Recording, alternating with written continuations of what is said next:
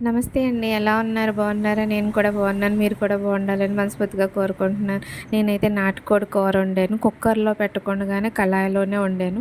నేను మయమేసి వండాను. మెత్తగా ముక్క ఎలా ఉడికిందో నేను చెప్తాను.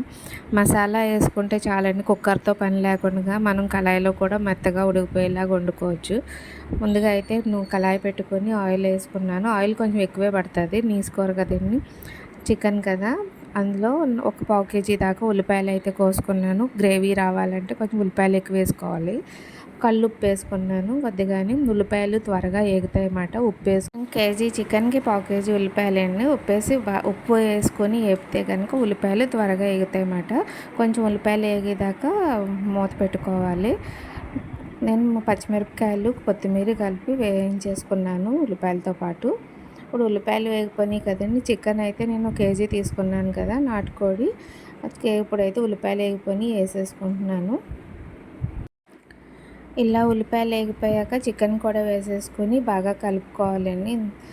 మిక్స్ చేసుకొని అందులో నేను అల్లం వెల్లుల్లి పేస్ట్ వేస్తున్నాను. కొంచెం అల్లం వెల్లుల్లి పేస్ట్ ఎక్కువ వేసామనుకో నాటుకోడి బాగా ఉడుకుతుంది అన్నమాట. ముక్క బాగా మెత్తపడుతుంది.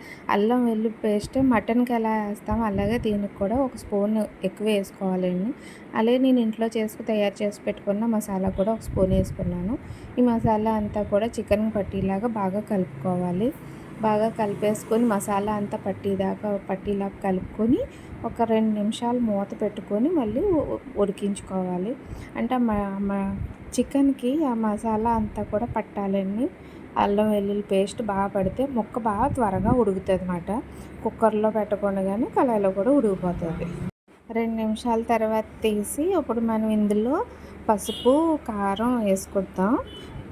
కొద్దిగా పసుపు వేసుకొని తగినంత కారం కొంచెం ఎక్కువే పడుతుందండి. నా చికెన్ కూరలో కారం ఎక్కువే ఉండాలి కదా. కొంచెం కారం 3 స్పూన్ల దాకా వేసుకుంటున్నాను. కారం కూడా వేసేసుకొని బాగా కలుపుకొని మళ్ళీ 2 నిమిషాలు మూత పెట్టేసుకుంటే చికెన్ కూడా కారం అంతా మసాలా అంతా కూడా పడుతుంది కదా ముక్కకి. నాటుకోడి పులుసు రాగి సంకటి అంటారు కదండి.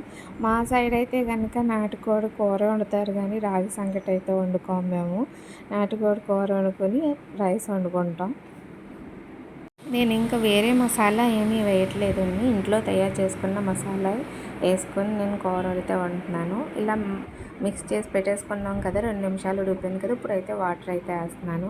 ఆయిల్ పైకి వస్తుంది కదండి. ఈ టైంలో వాటర్ అయితే ఎక్కువ వేసుకోవాలి. కొంచెం వాటర్ ఎక్కువే పడుతుంది. నాటుకోడి కదా కొంచెం ఉడకాలంటే కొంచెం పులుసులా రావాలి, గ్రేవీ రావాలంటే వాటర్ కొంచెం ఎక్కువే పడుతుంది. ఇలా ముక్క ములిగేలాగా వాటర్ వేసేసుకొని మూత పెట్టేసుకోవడమే. ఇలా ముక్క ములిగేలా నీళ్ళు వేసేసుకున్నాం కదండి. ఇది మూత పెట్టేసుకోవడమే. నేను ఇందులో ఇంకా టమాటాలు అవి ఏమి వేయడం లేదు. టమాటా వేసుకున్నాం అనుకోండి కొంచెం పులపతనం వస్తుంది కూర. అందుకని నేను టమాటో వేయట్లేదు. ఇలా మామూలుగా ఉల్లిపాయలు పచ్చిమిరపకాయలు. నాటుకోడి పులుసు అయితే రెడీ అయిపోయిందండి. గుమగుమలాడే నాటుకోడి పులుసు రెడీ. ఎలా ఉందో టేస్ట్ చేసి చెప్తాను.